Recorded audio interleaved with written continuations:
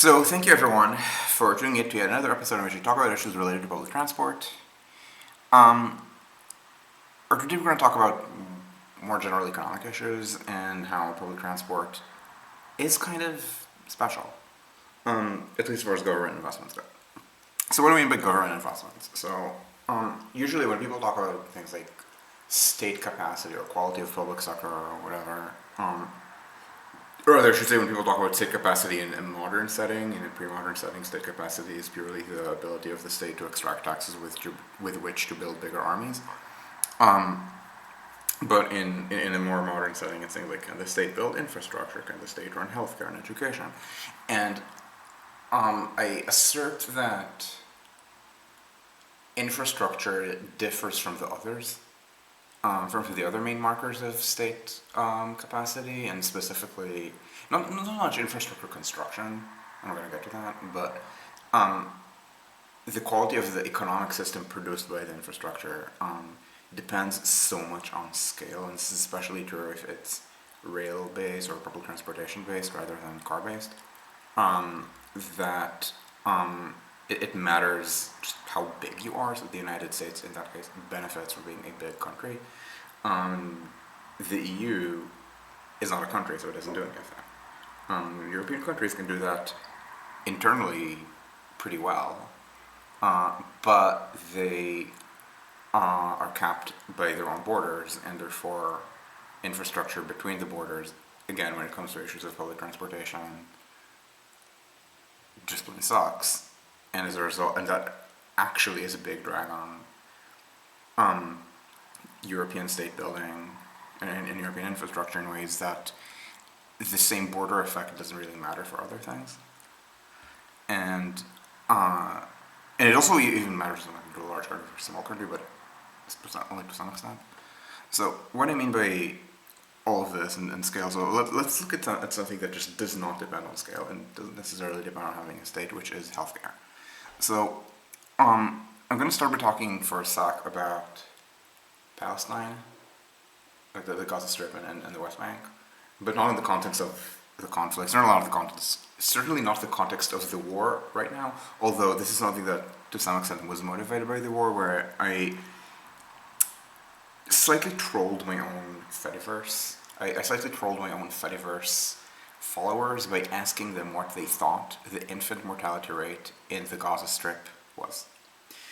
People were talking about the poor quality of the healthcare there under constant bombings and such, and I was poking around, not for anything in war, but pre-war, and here's what I saw. Not the largest retail companies, the infant mortality rates were on,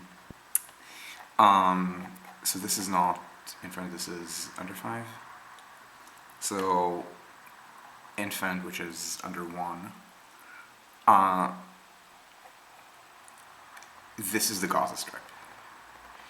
It's 15 in 1,000, which is it first world? No, this is first world. But it's solidly middle income, which Gaza is not. Gaza is absolutely not a solidly middle income place. Gaza is a place where very few people have work. Just scroll and see what it's like. It's like, maybe it's counterintuitive to think about Georgia like where we think of it in terms of economic development, but Iran, for example, I think is a country that people generally are aware of its level of economic development. Jordan, Kazakhstan. Honestly, if you ask me about these countries, I would guess they're pretty close to each other, which they are.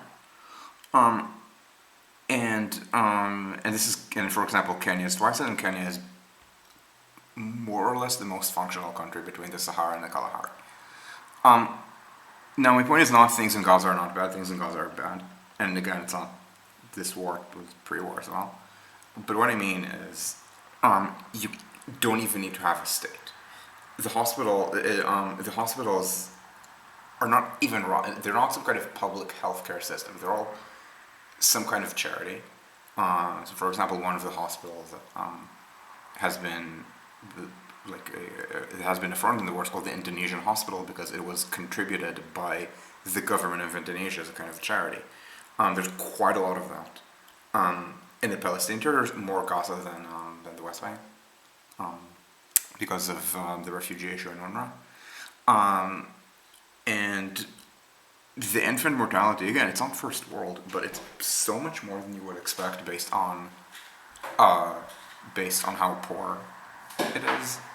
And then I looked, at the infant mortality in the Cox's Bazar refugee camps for the Rohingya. Let me see if I can find it.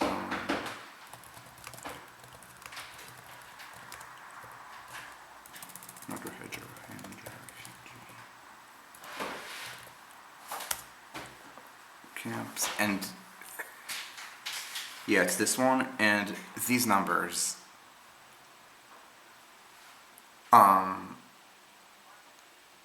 And these numbers in this paper, they're basically, I think they're maybe slightly worse than Bangladesh and better than Burma in the same year. So basically, people who have been massacred and ethnically cleansed somehow have, I'm not going to say better health outcomes because it's one specific number, but by one very common number that measures healthcare access in developing countries, they're doing about the same, maybe better, or at least in the eyes of 5 years ago, than in the country that ethnically cleansed them, which is mind-boggling. And why? Because even though you think of healthcare as something, if you think of public health as a kind of set capacity, something that can be done by charities. Just before we're done with this, with the standard to infant mortality. Bangladesh, this is a not good number at all, but it's actually okay for how poor Bangladesh is. And for example, it's better than India. We're going to talk about India and Bangladesh in a little bit. But Bangladesh generally outperforms India on indicators like this. Bangladesh is in many ways the NGO state. Again, often it happens downstream of various kinds of war crimes just because that is what attracts NGOs. But in Bangladesh, there's been a lot of NGO activity. I think going back to independence, but it was always viewed as this poster child of a very poor country, and people would keep saying things like overpopulation about it because it's also very dense. And the upshot is that it actually has good health outcomes and education outcomes for how poor it is. Bangladesh is poorer than India, although not by a lot. And the point of this is that this is something that can be done at NGO scale. It can be done at the scale of a not large country. I would not know enough to tell you whether Iceland is having problems with its healthcare system due to random fluctuations, like if a handful of people all have expensive surgeries. But I know for a fact that in countries that are not Iceland scale, but let's call them Israel scale or Sweden scale or something like that, that just doesn't happen, and often they don't even have one single system, they have many subsystems. Like in Israel, the universal healthcare system comes out of there are kind of 4 HMOs that you're enrolled in one of them. And in Sweden, in the Nordic countries, it's very regionalized. So it's something that can work well, even at pretty small scale. Again, once we're stepping out of like developing country examples and we're going to things like Swedish, like Nordic healthcare is very good. Nordic education is pretty good, and Finnish education is very good. So that's not something that depends on scale very much. And again, it's healthcare, it's education, it's all of these things that can be done pretty locally. And for example, in the United States historically, outperformed all or nearly all of European education.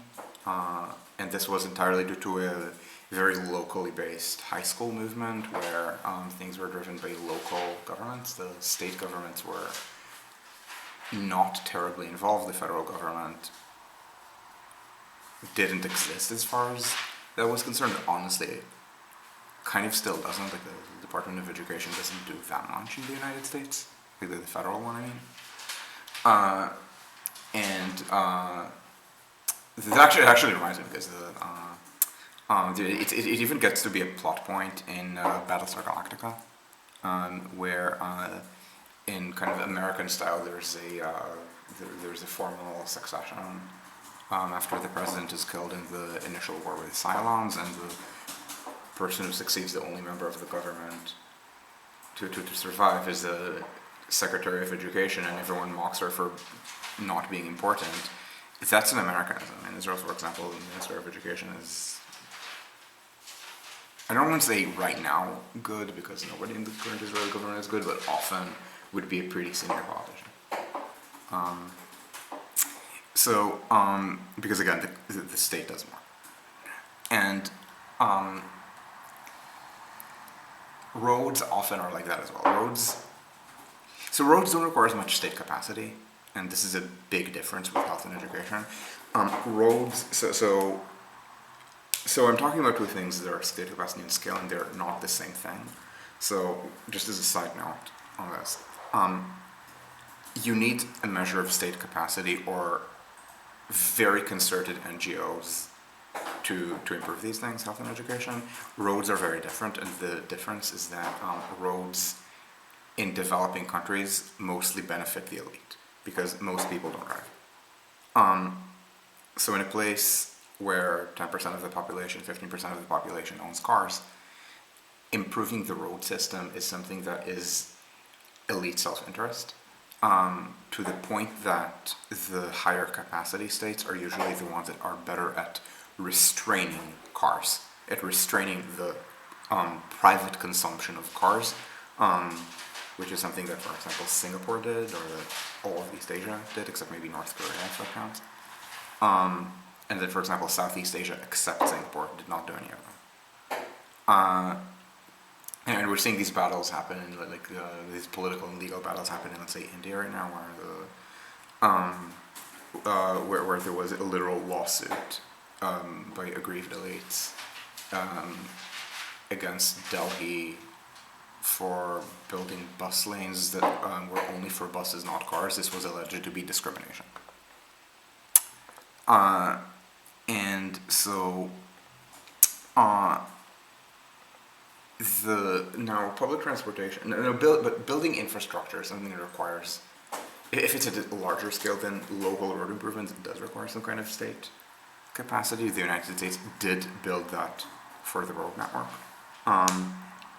To some extent for the US highway system in the 20s, much more but the US highway system was something where, the federal government gave aid. It was funding 50% of that, but the states produced the maps, and the maps that the states produced didn't differ that much from the federal map.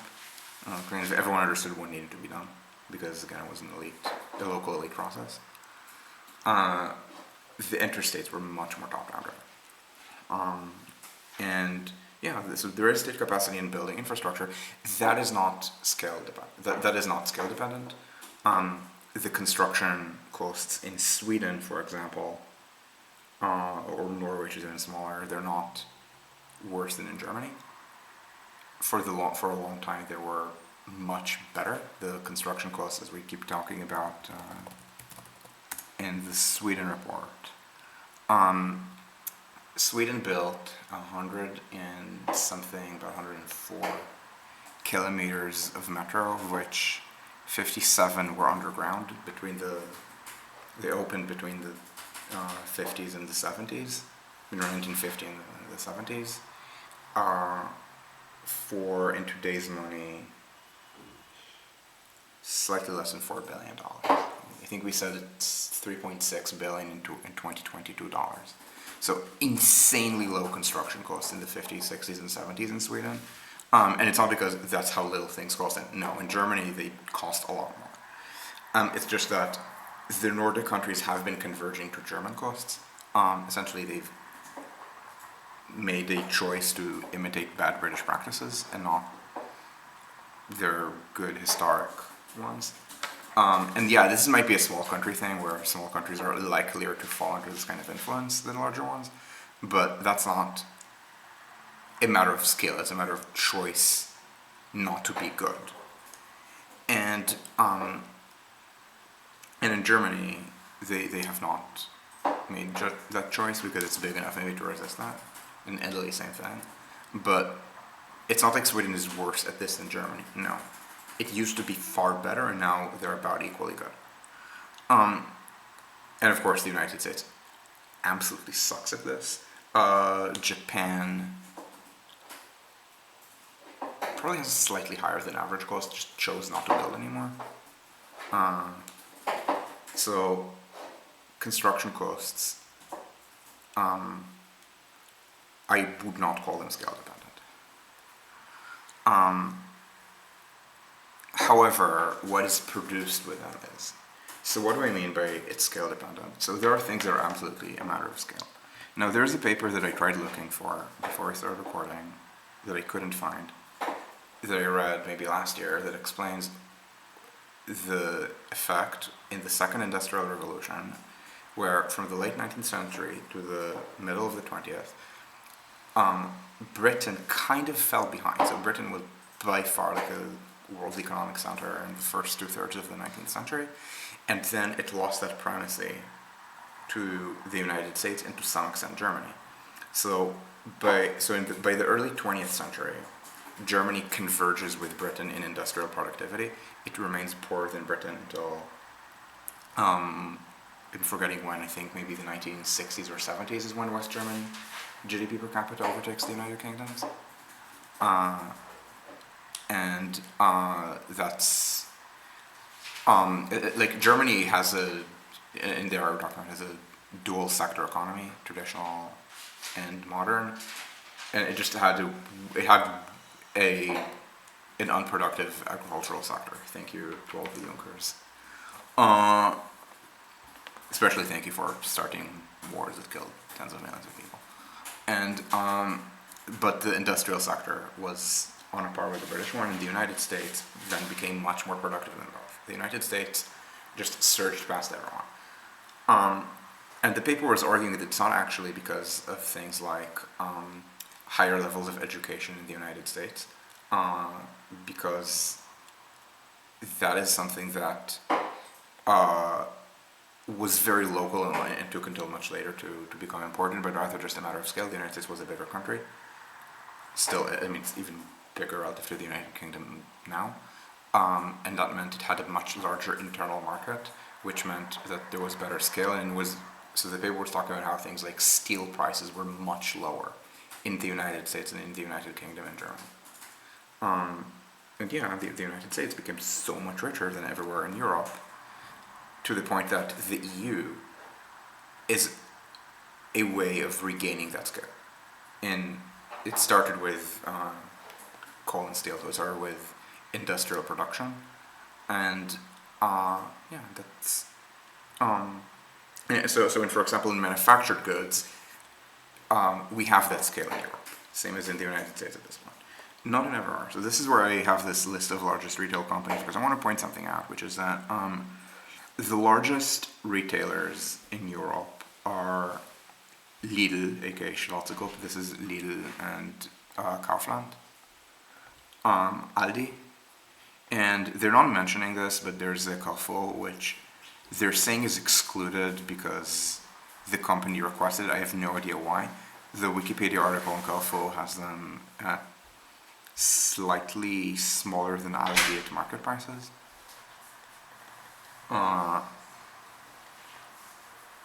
Now, here's something to know.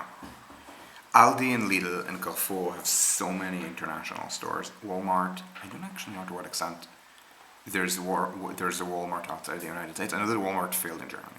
They were not a good cultural fit for Germany because, for example, the greeters don't really work in Germany. The greeters work with a certain American expectation of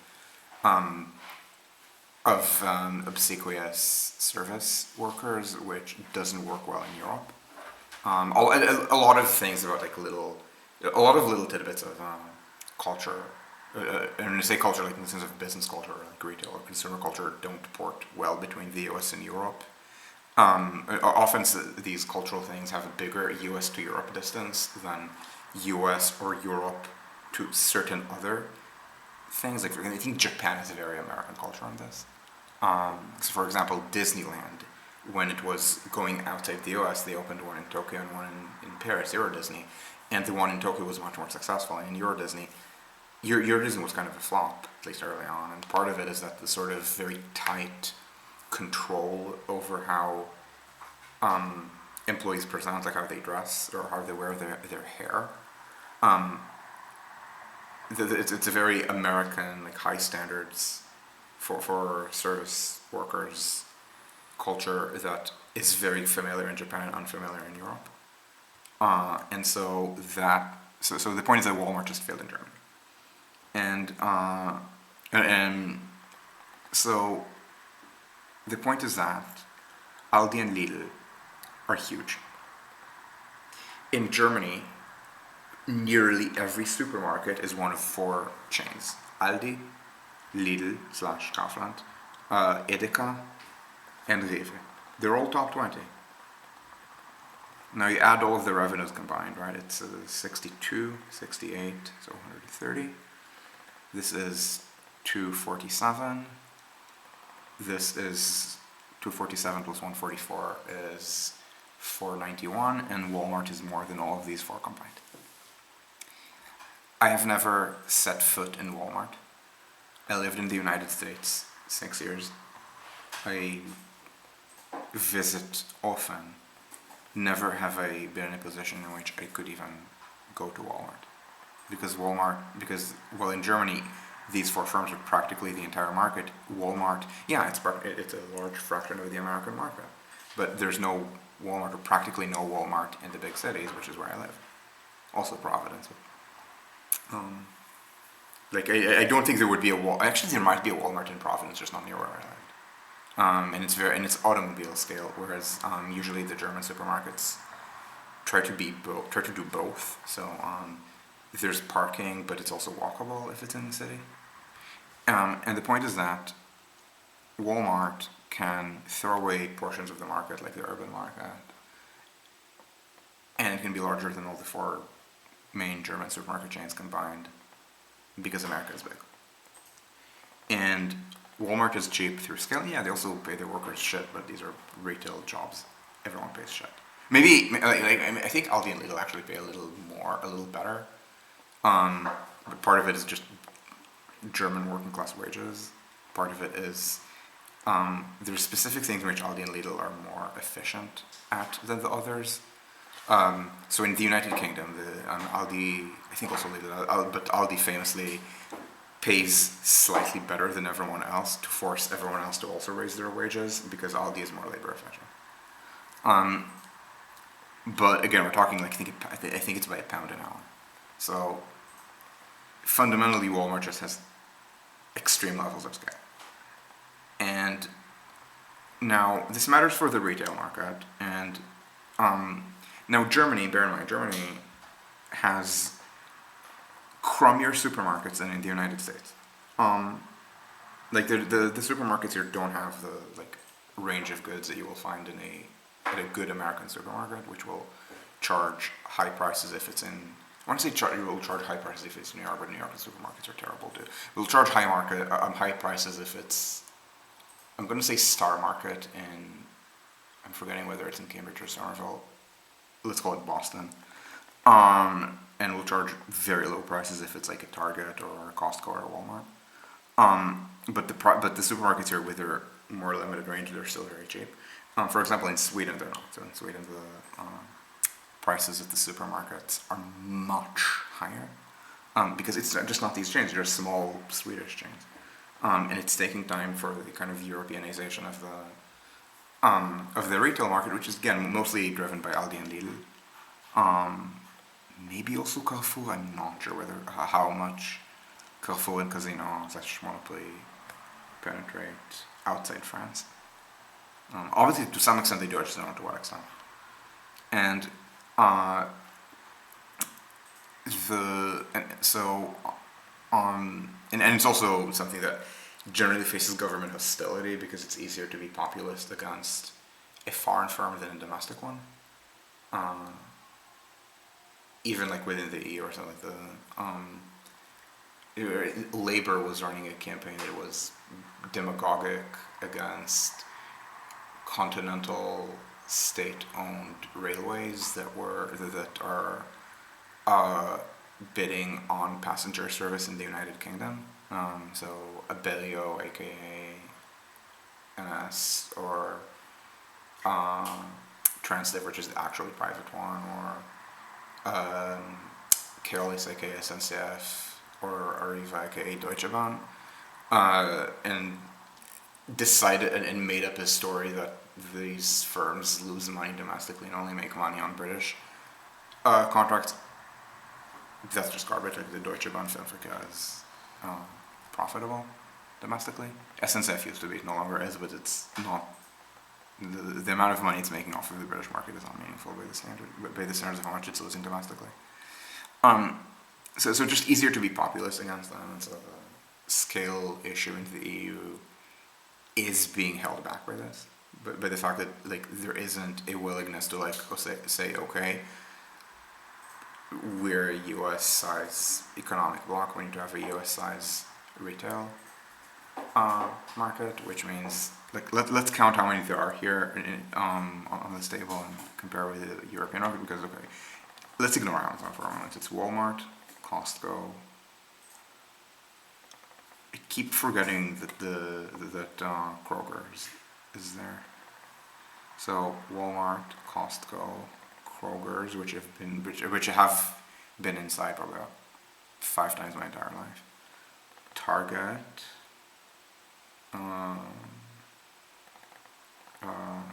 I keep forgetting Albertsons exists. And it decays a lot beyond that. Are they a brand that I don't remember? And they're also merging into Kroger apparently.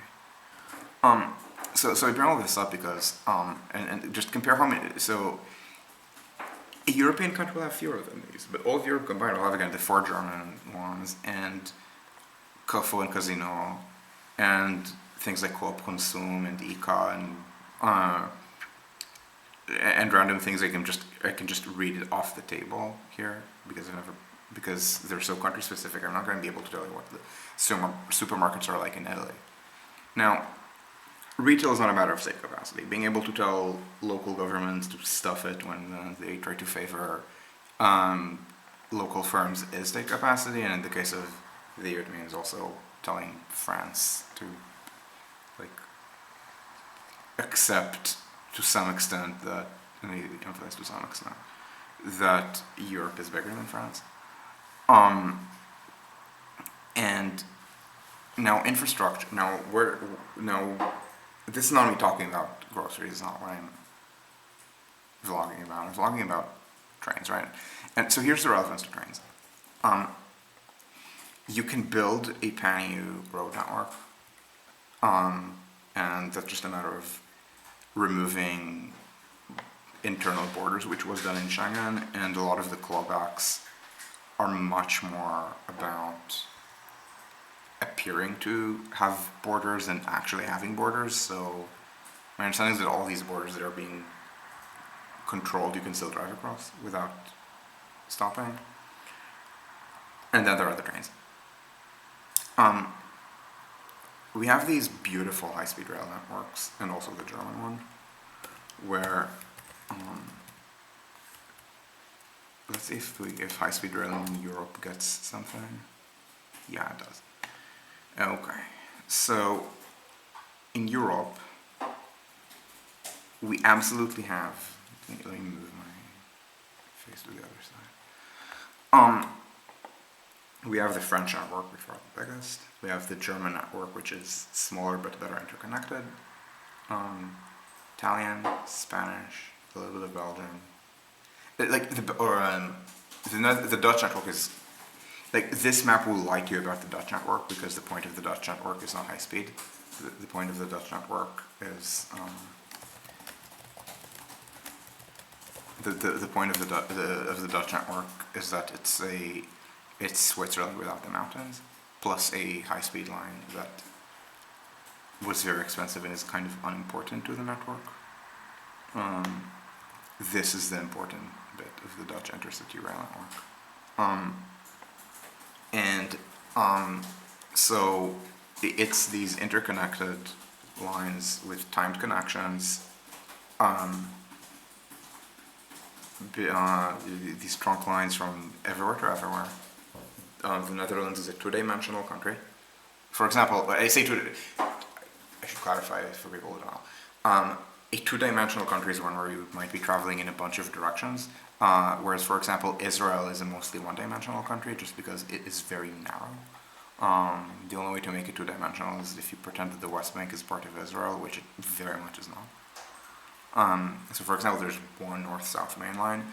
There's a plan for a second one, or rather, to take the existing one and kind of loop it around and have it bypass around Tel Aviv, which is a terrible plan, is widely understood to be a terrible plan, is mostly being addressed because the Minister of Transport is a terrible person, Miri Regev. Italy obviously is much wider than Israel, but at the scale of high-speed rail, Italy is also kind of one-dimensional because you have kind of a spine from Milano through Roma to Napoli, like this, through Firenze and Bologna. And then here it becomes two-dimensional. It's kind of not quite a T because because going like this is a really roundabout way to get from Roma to Venezia, so I think it's like this maybe. But certainly south of the Po Valley, it's one-dimensional at the scale of high-speed rail. It's absolutely not at the scale of conventional intercity rail. There are like lines here and here. The Netherlands is just not one-dimensional at all in this case. Switzerland, same thing. So very interconnected, very high productivity rail network, very good operations. We're reading papers about how they're timetabling their network to study for the project to improve the Northeast corridor. The Northeast corridor being much more one-dimensional, and yet these insights are very useful there. And all of that ends at the border. The kind of very interconnected planning that requires... it's much poorer. It's much poorer. I mean, it's much poorer, but it exists. Whereas in Israel, it's not, well, there's an inland line, but it's much lower used than the coastline. No, there just isn't. There was a line that was built maybe in the early 20th century, which is squiggly beyond belief, and at this point is a bunch of trails through the West Bank. Like, the line just has no reason to ever have trains. Like, if you try to run service, if you try to rerun service, like if, I don't know, in independent Palestine tried to do that, to get to connect Nablus and East Jerusalem, and it did the best it could. I think the trains would be about half this, like twice the average trip time of just a bus. Like, it's like, this is the geography, and it was built to very low standards. Like the old Tel Aviv to Jerusalem line has been closed because after many, many upgrades, it took twice as long as taking a bus. So Italy is one-dimensional at the scale of high-speed rail, but two-dimensional at the scale of intercity rail. So you either build high-speed rail, and this is a government investment. The government investment happens at the scale at which the government exists, which is nation-states, sometimes lower-level things like an American state, a Canadian province might do that. I can see a world in which a German state would do that, but the main German state I'm thinking about right now is Bavaria, and Bavaria is run by people who measure a nation's well-being by the number of Mercedes-Benzes per capita. Maybe not Mercedes-Benz, right? Because is Mercedes the one that's, no, not Mercedes-Benz, it's BMWs, because Mercedes-Benz is short. Yeah, but the number of BMWs per capita. So it's kind of remarkable how the Bavarian rail network is, for example, I think the only one with main lines in Germany that are not electrified, because again, Bavaria. Yeah, sure. You can upgrade, and that's fine. They should. But the point, I'm just making a point that the specific kind of very tightly interconnected planning that Switzerland and the Netherlands pioneered. I think Austria is doing some of that as well, which is something that is much more useful if you have a very two-dimensional network, and is less useful if you have a one-dimensional network, for which my main example is Israel. So if it's not something that if Israeli rail networks, so if Israeli rail service is not something you think about very much, you don't need to really think about dimensionality. Because the Northeast Corridor is one-dimensional, but it has so much traffic and such a mix of required local and express trains, sometimes with not 2 but 3 speed classes, that it needs to think about this interconnectivity anyway. So you either do this kind of interconnectivity, which requires deep coordination. It doesn't need to be top-down, it's not in Switzerland. The Verkehrsverbund concept is not at all top-down, it's horizontal coordination. But it requires very tight coordination, which is something that exists within a country. Or it requires top-down infrastructure to build something like the network of LGVs, and that is something that, again, a state will do domestically, and when it does it internationally, it's unwilling to invest in it as a service. It might do it as a business proposition, which is how the Channel came to be, or the Paris to Brussels line, or the Thalys line, but Thalys and Eurostar are not viewed as public services. I mean, they're run by the public sector because they're run by consortia that are, I believe, entirely state-owned. I'm not sure, but SNCF is a majority stake. So these are run by the French state for all intents and purposes, which is just profiteering off of them because it's just unwilling to offer this kind of service for foreign travel, even though it's not stiffing foreigners, it's stiffing people. But the people being stiffed are a mix of foreigners and French travelers to London and Brussels, and Amsterdam and Köln, and yet. So this kind of willingness to do public investment doesn't really exist across borders except in exceptional circumstances. Like, the existence of the Channel is such a circumstance, but the service is not as good. I keep trolling people by mentioning that the best US federal funding for public transportation that I'm aware of is the Northern Line extension to Battersea in London. Apparently it received some US funding because the embassy is served by it. So it's a US Embassy London, and see whether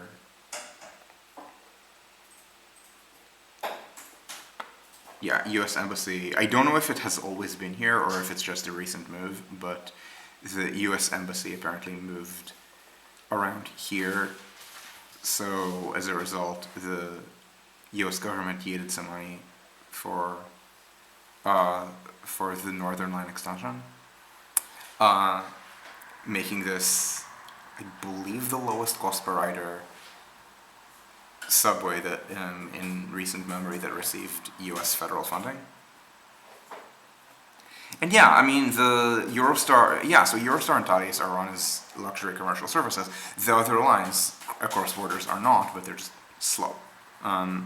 Belgium has no reason to, as a Belgian state, invest in this for the benefit of people, certainly for the benefit of people passing through, like Paris to Köln or Paris to the Netherlands, but they don't really even think in terms of people going Brussels to Amsterdam or Brussels to Köln, even though they absolutely should. Um, and this is a kind of state capacity infrastructure where, even though on a lot of things we can maybe assert that Germany or Belgium or whatever has better state capacity than the United States, infrastructure requires a certain amount of scale, and because as soon as we cross borders, we're not talking about the German state or the Swedish state or the French state or the Belgian state, we're talking about the EU state. Um, the EU state kind of does not exist. The EU state is a bunch of regulatory alignments, which again are very good at providing this kind of scale for industry. So one factory can ship to all of Europe, or also of Europe, um, and, um, and that's been a success. Like the industrial productivity here is like better than the United States. It's just that a lot of intangibles. It's kind of weird. Like we have a better construction, like we have a more productive construction industry than the United States. But again, the retail does suffer from lack of scale, and I don't know to what extent it's improving.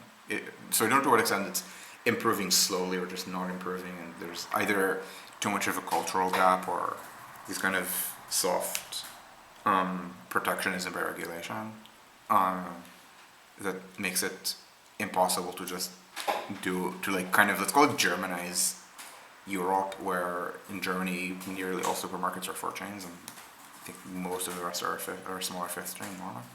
So kind of like turn it into like a system where you have like a 6 or 8. Let's call them the German 4 plus, I don't know, Tesco if you guys want to come back, plus Carrefour and Casino, and like maybe 1 or 2 from elsewhere, and that's like I guess like 7, 8, 9, and then have them kind of operate Europe-wide. I don't know to what extent. Again, a lot of member state governments will try, like especially the populists, will try to push, because populists always hate big business, and it's much easier to hate on foreign big business than domestic. Yeah, exactly. No, there's a lot of weird stuff about climate issues, like when one of the things that you need to do in order to join the EU is implement certain regulations on environmental protection. But these regulations, they're not really climate in the sense that in Belgium, there are tax subsidies to company cars. Now, Diego, who may or may not be reading, who may or may not be watching this, will explain a lot more. But what I've learned from him is that it goes like this: in the same way that in the United States, health insurance is an expected job benefit and is tax advantaged in that it is not taxed. In Belgium, the equivalent is the company car. I don't think everyone gets it, but the middle class gets it. Belgium has way higher rates of driving than peer countries like France, the Netherlands, Germany.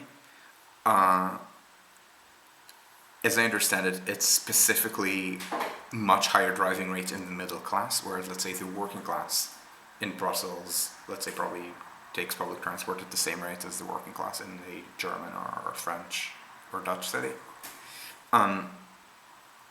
Any attempt to change that will be fiercely opposed by the liberals, like the big Mouvement Réformateur and forgetting the Flemish equivalent, like Open VLD or something like that. And like they fiercely cling to it because the idea is that, oh, cars are great, they're the people's choice, therefore they should be subsidized. It's kind of a very consumer-centric view of what the state should be doing, and but somehow that does not count as a violation of rules about climate protection. Whereas certain subsidies to trains are banned.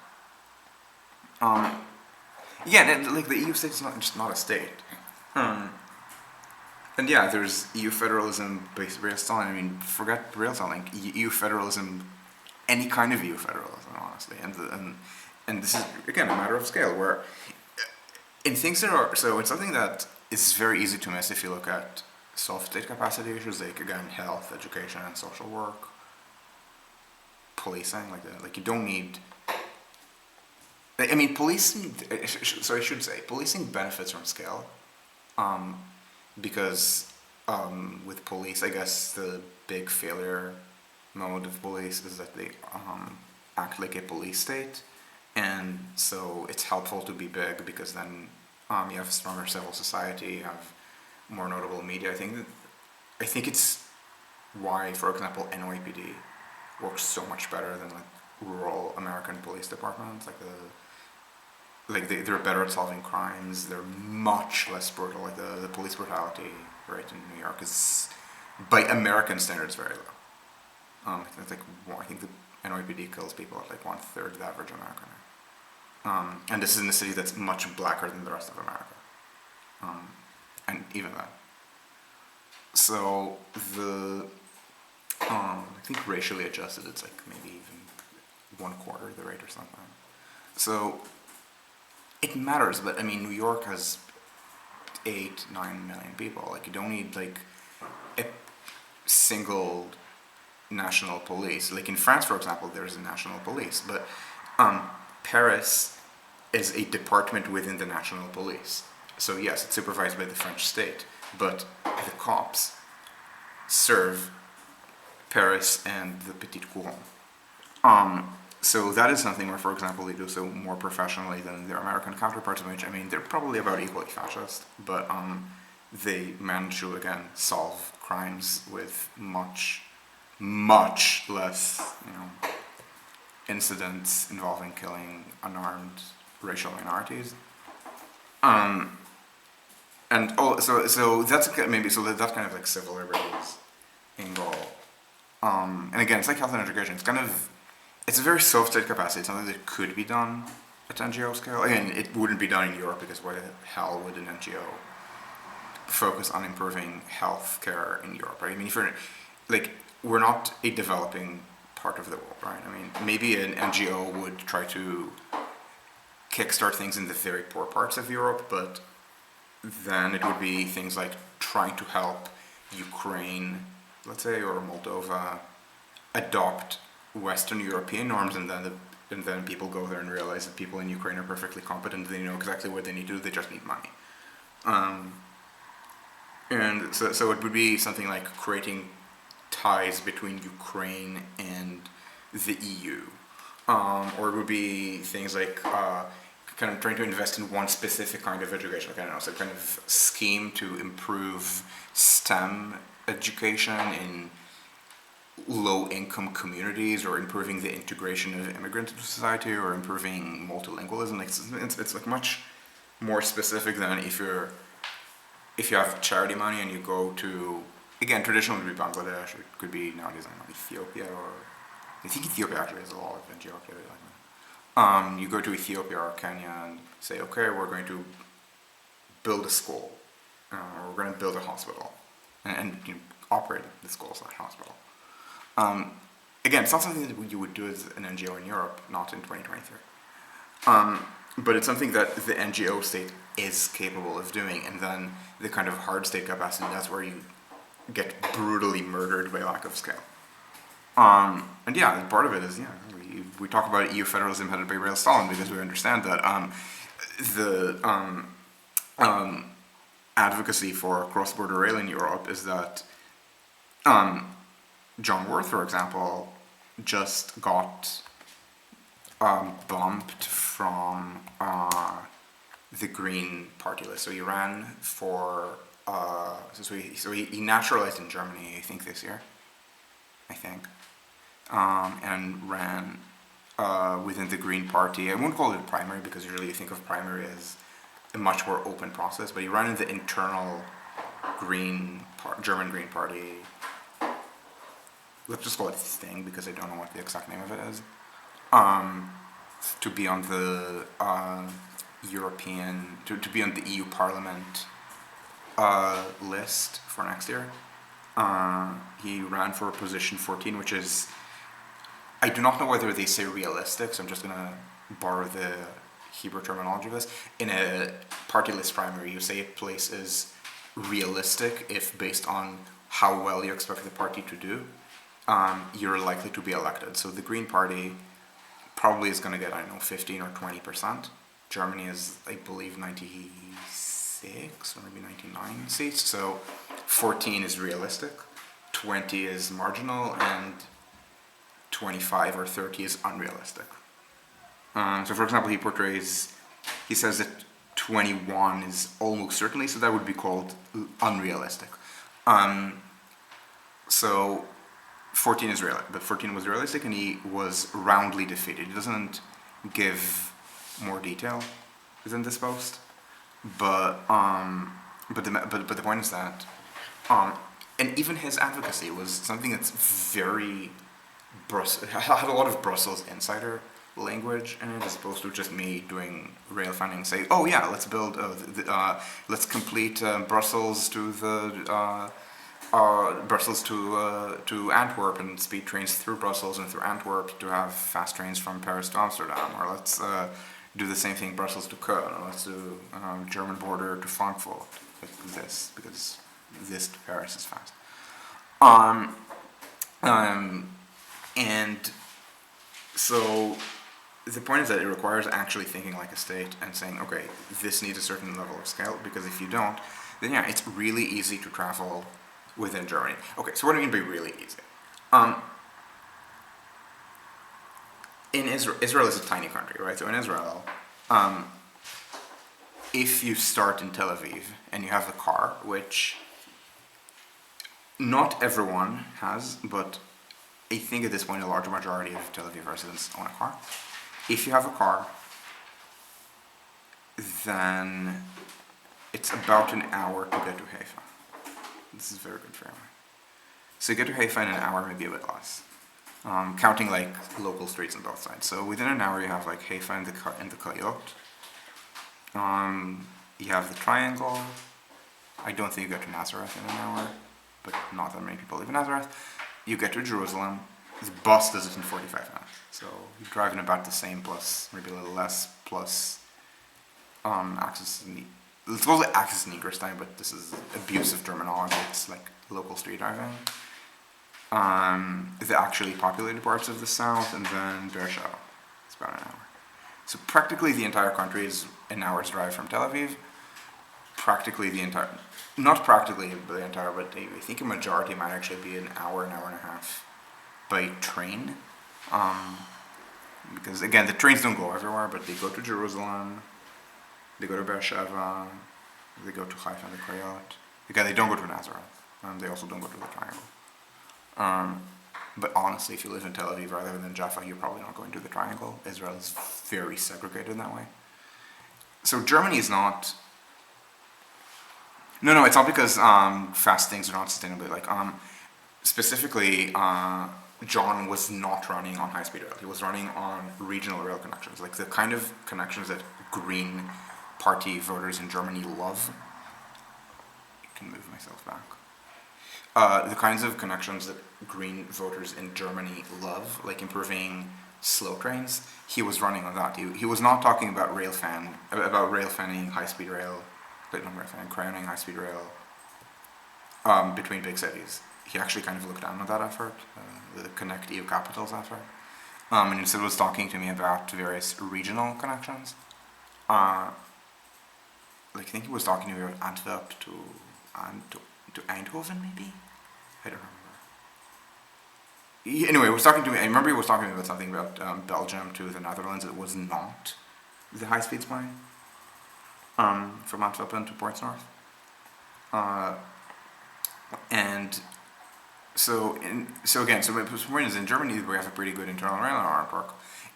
I mean, what do I mean pretty good? Like the trains are. I'm trying to remember if I've ever been on an intercity train in Germany that was on time.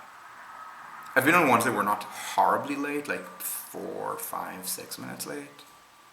I've been on ones that were very late. I don't remember if I've ever been on a train that was actually on time. And the average speeds suck. And I don't have control over which direction of travel I sit in, unless if I get on the train, then I sit, and sure, but if I reserve a seat. So in France, you have to reserve a seat and you can't specify direction. They let you choose I think they let you choose aisle or window. They let you choose upper or lower level of a bi-level. They don't let you choose direction of travel. In Germany, they let you choose the exact seat, but they don't reliably indicate the direction of the train's travel when you choose a seat, so you have to guess. Not that I've learned the grand scale of things, but the speeds do matter, the reliability matters. But, and again, it's a large country, so no, not everyone is within an hour and a half of Berlin. Okay, Berlin's kind of far. Not everyone is an hour and a half from Frankfurt. But, I mean, let's compare my ability to get to München, to München, to Frankfurt, to Köln, and my ability to get to Brussels. Like, very different, let alone Paris, London, and things like that. So, Warsaw. So the point is, we have like this kind of infrastructure that creates this kind of interconnectivity, but it mostly vanishes at the border, and that is a matter of scale.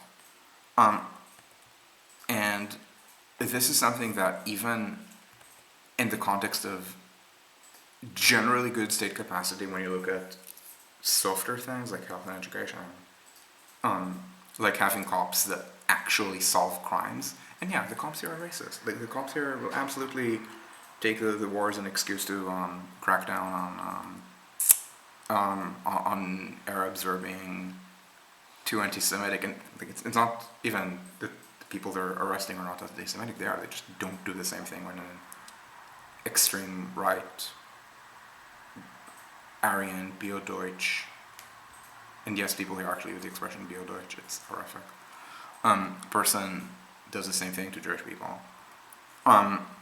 But they solve crimes. I think something like 90% of murders in Germany are solved or something like that. And then in the United States, I think they're staring at 50% from below at this point. So all of these things, again, these can happen without scale. But then, let's call it the harder types of state capacity, so stuff like infrastructure.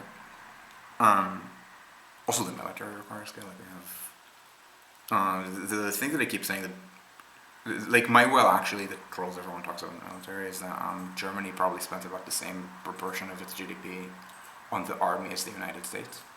Note, army, not military. American military spending, army, navy, air force.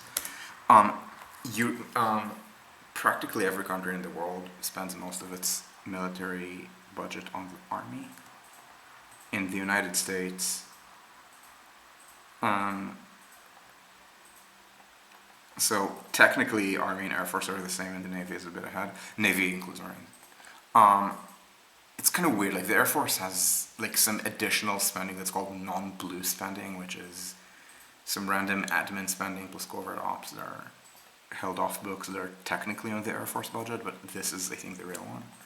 But the point is that this is $600 per American, maybe a bit less. Like I don't know, $500 something per American.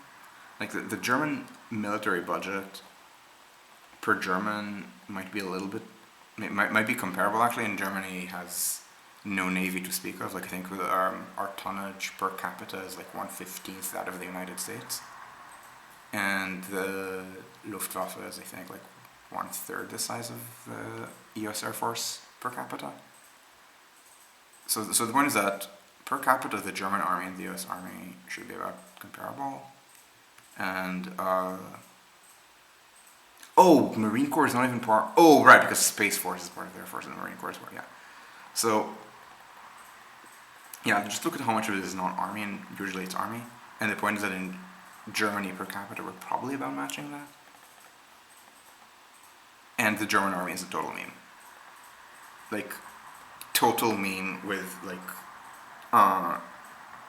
garbage strategic and tactical.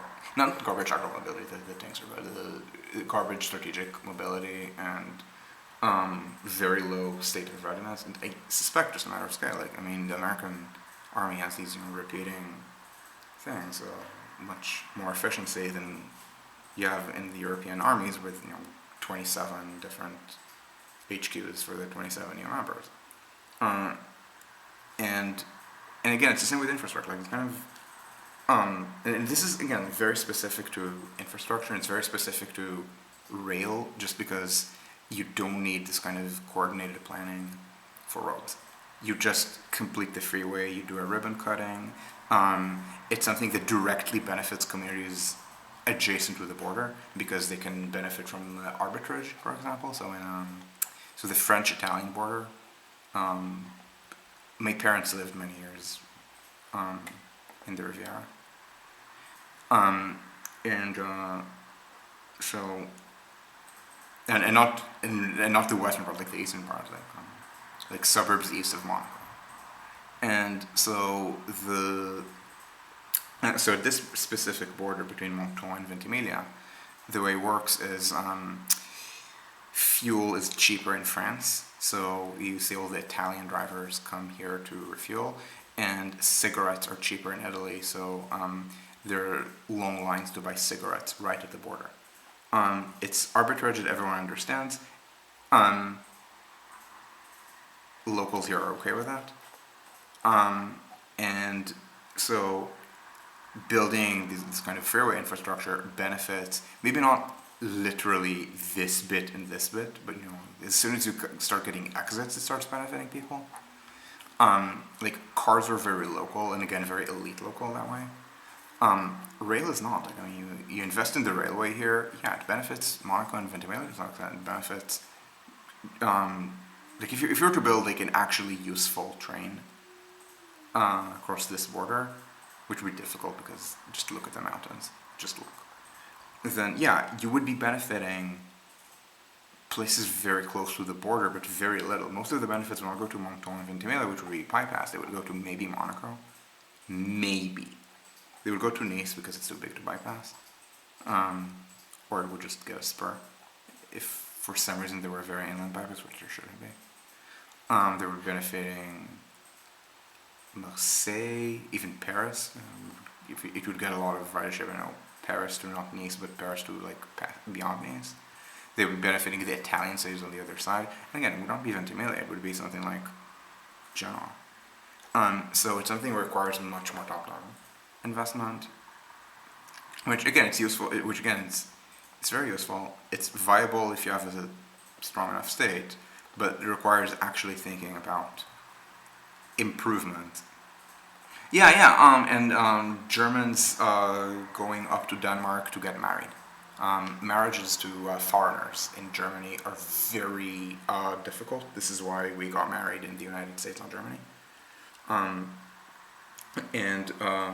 I think I mentioned that I know someone who married a native German who married a 2015 Syrian refugee in Denmark because the Syrian refugee could not produce a birth certificate for getting married in Germany, and the relevant German office told the refugee, wait, you can just go to the Syrian embassy, they will get you a birth certificate.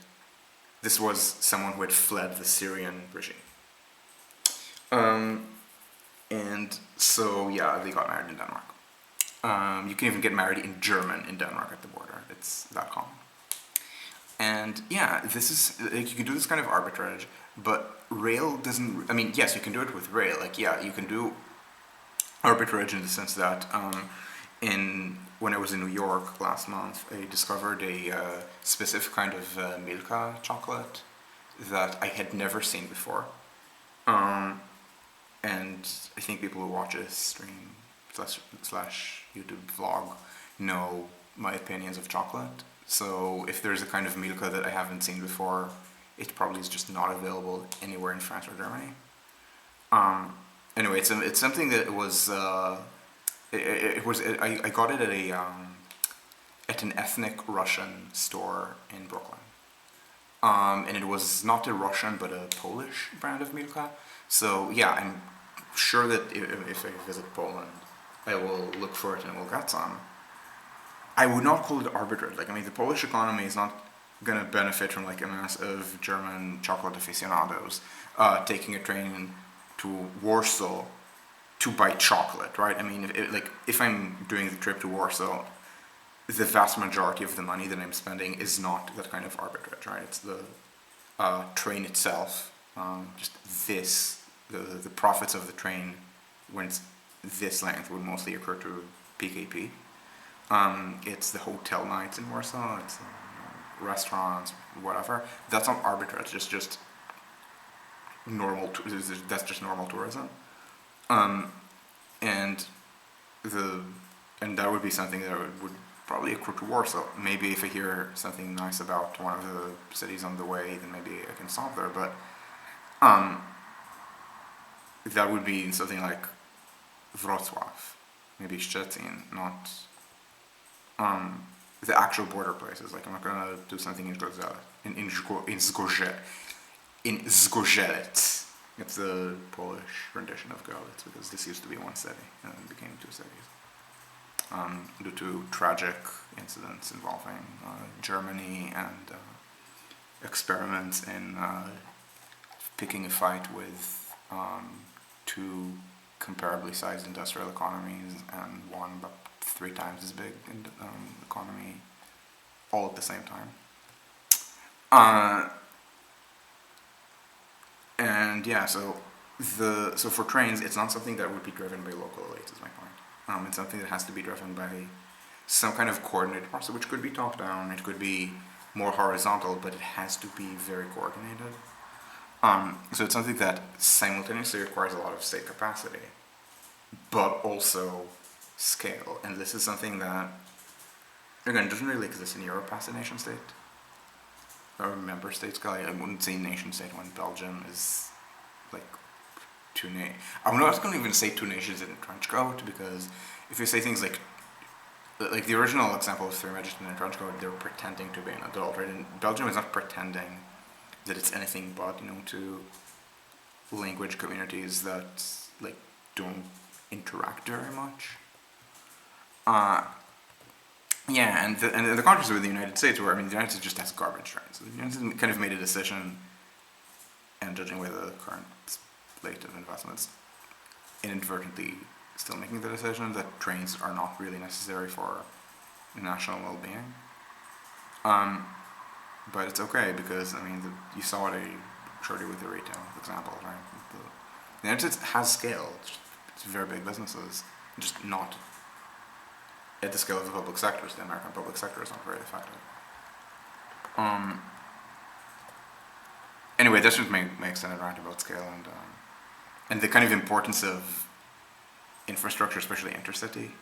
And note, it's not a matter of construction costs because small countries don't necessarily do worse than big ones. Except, I guess the example that we wanted to talk about at the beginning was India and Bangladesh. Solve state capacity issues. Bangladesh just murders India, like better health outcomes. I think this one has higher literacy rates, lower childhood stunting rates. Like basically every health and education indicator you can think of, Bangladesh outperforms India, I think. And then India is about to finish electrifying the railways, and Bangladesh doesn't really have railways to speak of. And India builds metros at somewhat high rate, at somewhat high prices, but they're sort of okay. And then Bangladesh, and like the Dhaka MRT, McAfee don't do it. And then Bangladesh has horrific MRT construction costs. Like truly horrific. I can show this with numbers. Maybe out of date, but even out of date, the numbers were insane in Bangladesh. And that is to some extent a scale issue. The issue is that India is big enough to have a domestic market, whereas in Bangladesh, it's a giant country, but it's a poor country. So instead of trusting their domestic engineering expertise, they outsource the MRT to. So these are the construction costs per kilometer in 2021 dollars, and these are lines that the first of these, line 6, the one that just opened, is elevated. The other 2 are mostly underground, but not entirely. And I think the costs have risen, but I'm not sure. Yeah. But again, that's a kind of poor country edge case, I would say, whereas the part where the poor state of cross-border infrastructure in the EU really is a systematic issue of just poor scale. Anyway, do people have questions about this? As I said, it's an extended grant that, yeah.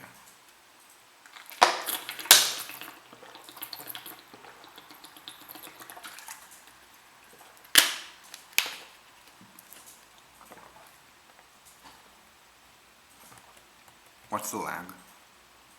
We can't tell because this is, it'll update. Yeah, go ahead.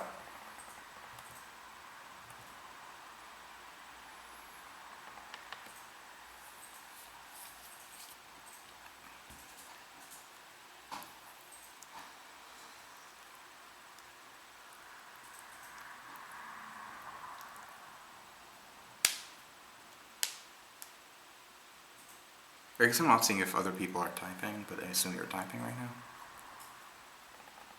And this is still laggy.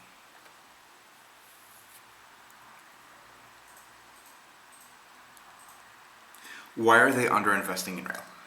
Good question.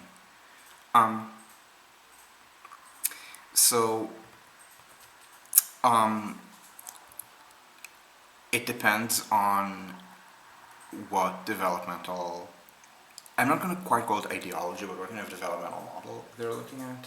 And so if you're doing a Western model, then after some big infrastructure investments in the 60s and 70s, floundered, things like ecological problems caused by various dams like the Swan Dam, plus a lot of issues of corruption. The Western mode of development has been to shift away from, let's call it, hard state capacity and towards soft state capacity. So this is where you have, where the US or EU or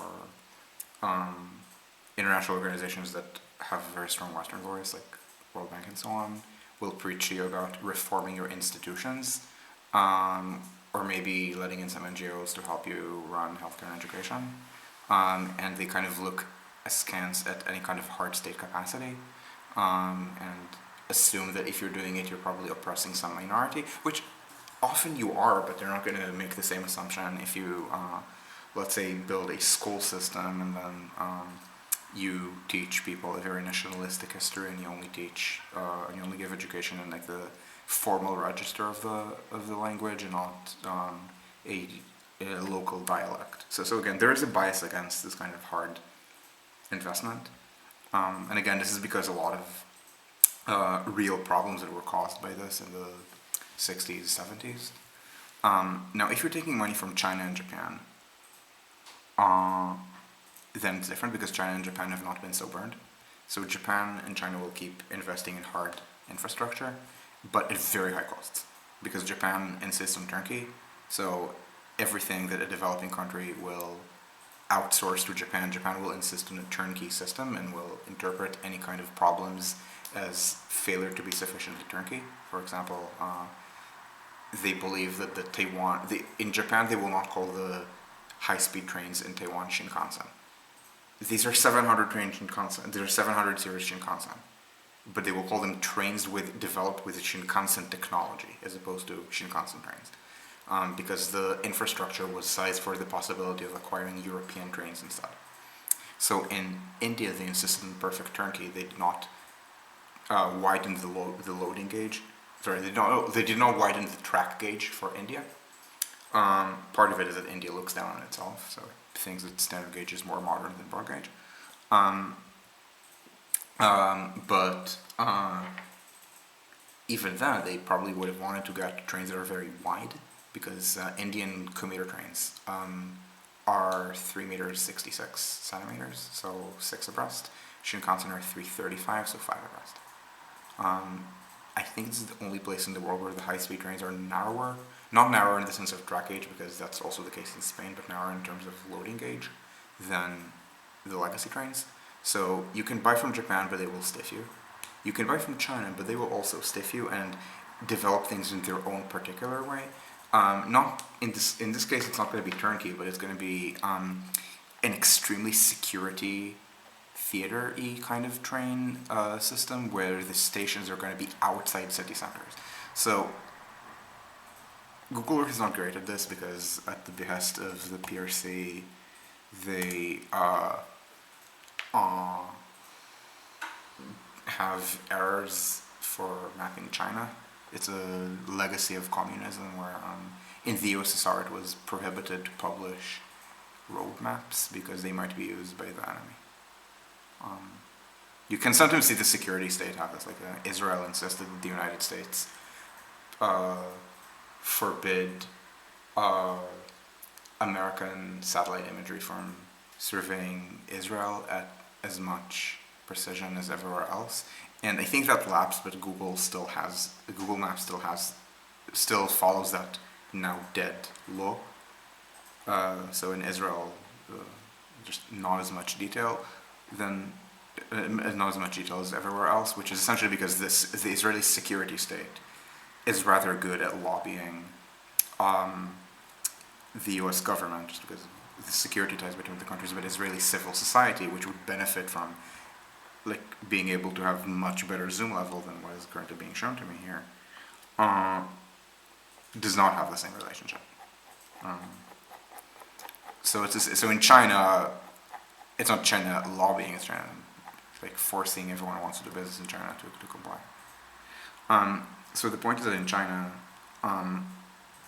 the high-speed train station is far. So this is the legacy train station. And let me see if I can find Hongqiao. Like, I think Hongqiao is maybe here. Like, the high-speed rail station is very far from the center of Shanghai, compared with the legacy station. This is a very common... Yes. So with Dhaka it would be... with Dhaka it was Japanese. Often it's geopolitical. And so the example is in Vietnam, it was Chinese in Hanoi and Japanese in Ho Chi Minh City. Both have had very high costs, but due to geopolitical reasons, it's common in Vietnamese media to specifically blame China for the problems in Hanoi and to compare that negatively with, I think maybe less delayed, but similarly expensive subway construction funded by Japan in Ho Chi Minh City.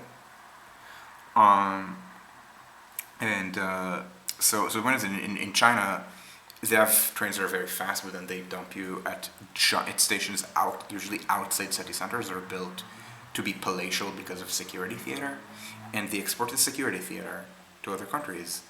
So for example, in Kenya, the trains, so basically everywhere in Africa the trains are garbage. I think in South Africa and, I don't want to say Egypt, I want to say in South Africa and maybe the countries of North Africa, maybe not Libya, but Egypt and Tunisia, Algeria, Morocco, they're better. Morocco has high-speed trains. So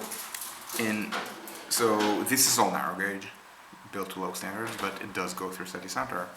And then, with Chinese investment, they're building, or they've already built, I'm not sure if it's open already, a standard gauge system, but it doesn't get into the center of Nairobi. It's straighter, it's built to higher standards, but it dumps people at the edge of the built-up area of the city. And again, it's with a lot of security theater. And then, because construction costs don't really vary with GDP per capita, but the ability of the people to afford the fares does, these trains don't really make money. I think what I read, I'm forgetting where, but what I read about rail investment in Africa was that passenger trains can at best pay above the rail costs and cannot ever contribute to below the rail costs, so you're paying for the infrastructure through freight. I'm talking about scale, we're talking about Africa, where you take all of the countries of Africa combined, and I think it's the same population as India. And in between there's the Sahara. So Africa Yeah, so it means, okay, so this was 2021, and with population growth, probably Africa, the entire continent, overtook India either last year or this year.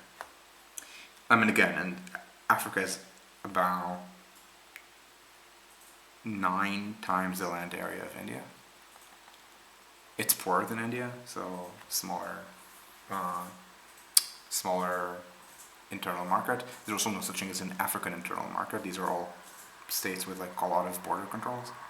Um, like maybe you can talk about the East African community as a large internal market, but again, these are poor countries. So no scale to speak of for freight, and I mean, look at how broken these lines are. Like, I mean, yeah, if there were a line that went all the way across the like the northern Deer Sea and ended up in like the west, maybe, but I mean, that would still be for an internal market, and I mean, if you're Kenya, it's much more important for you to be able to export to richer places than, I mean, yeah, deepening relations with Uganda and Tanzania is nice, but, so, yeah, it sounds about right. That sounds about right. Why they're so far out?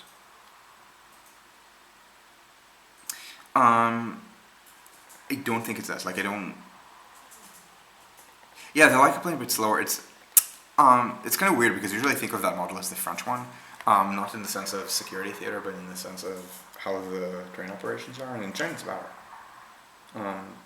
China doesn't do these weird point-to-point, no turnover rail operations. It's just that my guess is that they are paranoid about security because authoritarianism. And then that gets exported. And this is a country that objectively doesn't have terrorism, but somehow puts Uyghurs in concentration camps as if it has a lot of terrorism. And now, bear in mind, India, I think, has that too. So some of it is, so in India, part of it is elite exclusion. Like it's, the security theater makes it harder for poor people to come in. I mean, it's not because it costs money, but it's an opportunity to harass people. So some of it is just hostile. In India, I believe it's hostile architecture. It's like how in the United States they put spikes at strategic points on benches to prevent homeless people from sleeping. So that's security theater in places where metros are not traditional enough that they're used to not having that. Thailand, for example, has security theater on the trains in Bangkok. And so you can't have security theater if it's a historic station. Like you need much more footprint to have the full security theater experience. And also, if you're not used to being very efficient with platforms, which Japan had to learn to do, then you will want new stations. This is also the high-speed 2 problem. And so in China, they can just put it outside. I mean, they're literally doing that in London with Old Oak Common versus Euston. So once you accept security theater, then yeah, you also build outside the city for space. And the security theater, I imagine, is something that would be very, very desirable to the kind of countries that participate in Belt and Road, because they like the kind of security paranoia and autocracy that China exports. So this way, they don't push back.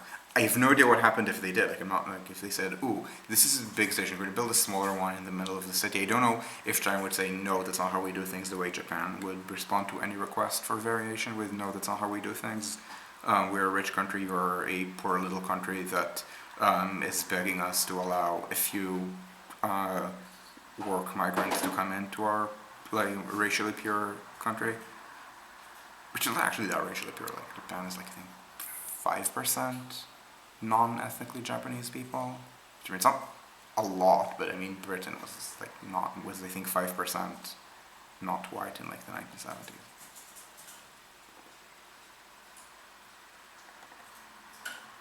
fear of fireworks.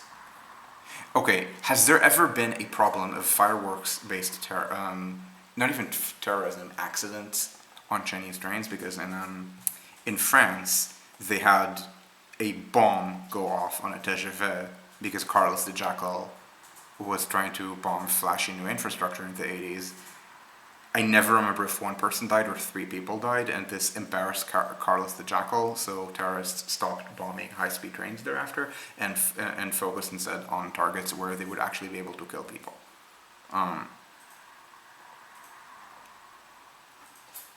Japan doesn't take racial statistics. I believe 5% is what I've read of not just foreigners, but also people who are descended from people of Korean descent or something. In Japan, the non, I don't say foreigners, most of them are Japanese citizens. The people of non-Japanese migration background would mostly be Korean. But no, and Japan is very particular about its own way of doing things, and I have no idea if China is or if it's just the sort of people who not necessarily are autocrats, but but if it's in a democracy like Indonesia, they want to be autocrats. Who by Chinese kind of like the security paranoia. In the same way that people like cars in countries where only 10% or 20% of the population owns them because they're rich, because these are more or less synonymous with the top 10 to 20% of the population by income.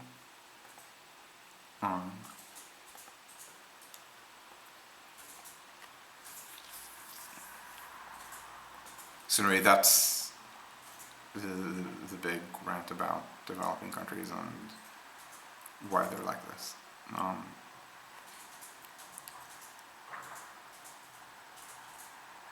To the extent that they want to be Japan, yeah, they can build metro lines, but probably, but at much higher PPP cost in Japan. And these are countries that have 1/10 ish, maybe a little better than 1/10 ish of Japan's GDP per capita. Maybe they want to be Korea, but Korea exports. It doesn't actually export that kind of soft power about its infrastructure like K-pop exists, but K-pop doesn't make people want Soul trains, whereas people absolutely do railfan Tokyo from afar. Europe doesn't do it because Europe doesn't care. Or if it does care, again, it would be small, soft state capacity issues like off-grid solar power, because countries in Africa, I don't know if they objectively cannot be trusted or if it's just something that German institutions believe it to be the case, that they don't trust them to have, concerted power plants. So it's not like utility grade solar, it's much more decentralized and less efficient.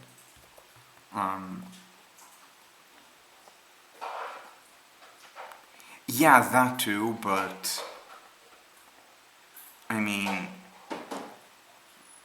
China is not quite run by peripheral municipal governments. And specifically, the high-speed rail investment in China was very top-down state-run. The municipal governments have more power on more local things, but as I understand it, the high-speed trains were not local. Were not a local effort.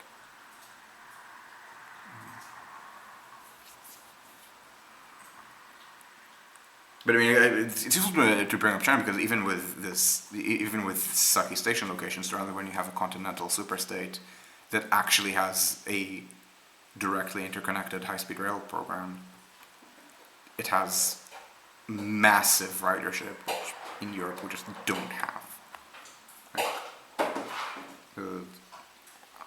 China has something like 2.3 billion high-speed rail riders a year. I don't know what all of Europe combined is. I think France is a little more than 100. In Germany it's hard to tell because we don't really keep slow and fast intercity statistics separately. It's kind of hard to separate them, but if you did, probably be 150, 160. So probably all of Europe combined would be 400, 500. Yeah, probably about 500 million intercity, and then China twice the population.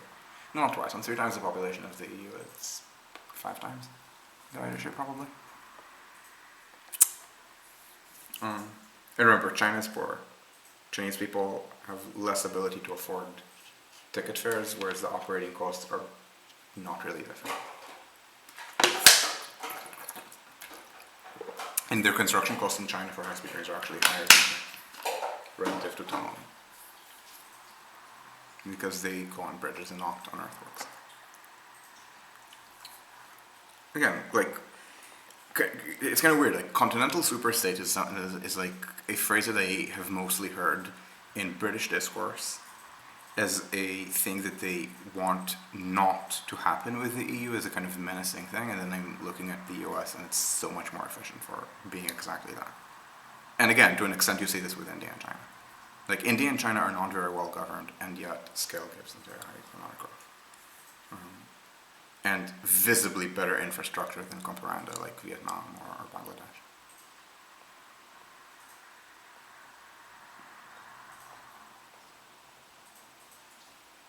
Anyway, are there other questions?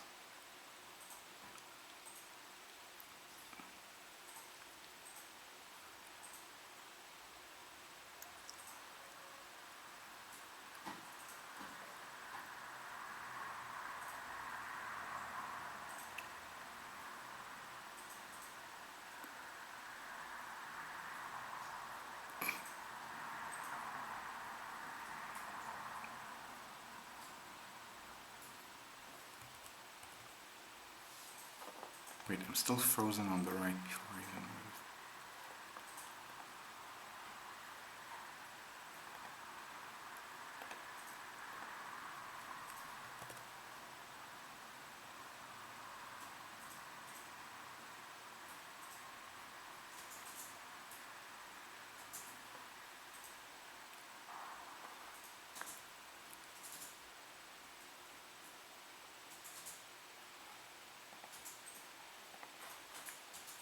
So what's the lag?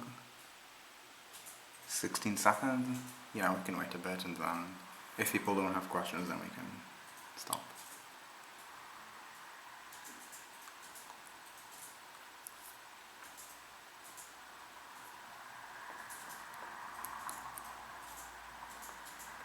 I'm gonna do a last call, and then like wait like a minute, and then if not, then we can end this.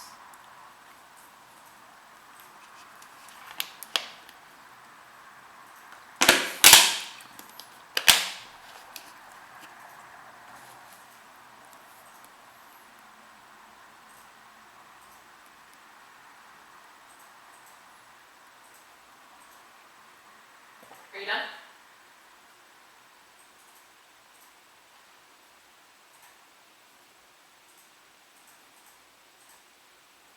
Yeah, anyway, so thank you all for watching, and sorry for the last minute awkwardness, and yeah, I'll see you again either Tuesday or next week, or in a week and a half, we'll see. So thank you, and ciao ciao.